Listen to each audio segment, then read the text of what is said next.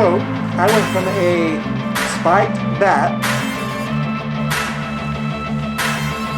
to a War Scythe. I think I pulled off quite the upgrade. Speaking of pulling things off, I'm going to go ahead and take this off.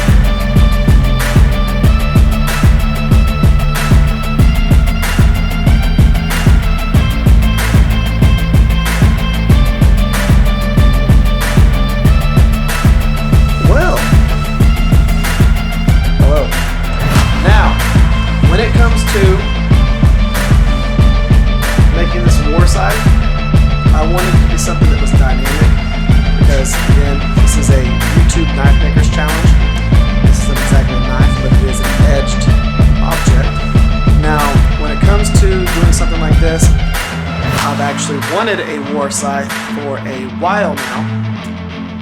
Asking yourself, what exactly is a War Scythe? That is a War Scythe. Now, I wanted to make something that was large but not too crazy. It is, as wide as my shoulders. It's 23 inches from this tip to that tip over there. And we have a double bit axe handle. Now, when it comes to this challenge, we needed to use reclaimed materials. So I, of course, used a leaf spring for the blade. I did a broken axe handle. Now the top had broken off of it, so I went ahead and, of course, slotted this and put the blade down in between it. I used nails for the pins and then pinned those over. And, of course, some baling wire that I had, some hemp rope that I had, some baseball grip tape that I had. And then, of course, I aged it so that it looked like it had been in several, battles and things like that. Did that all the way around it. And I think that made an absolute awesome blade. Now, whenever I was doing the whole, just trying to slice things on a little table that I had out there, I got to see how sturdy this was. So two things happened. There was a nail sticking up out of that table, and whenever I swung it one time, I caught the nail, bent the nail, and didn't hurt the edge at all. And then on top of that, I went ahead and dropped this down on the table just to see how far it would take that tip in there. And it took about an inch of it down into there and held up just fine. It looks really cool. It's nice and sharp. I mean, it's not exactly one of those things that's meant to cut paper, but can it?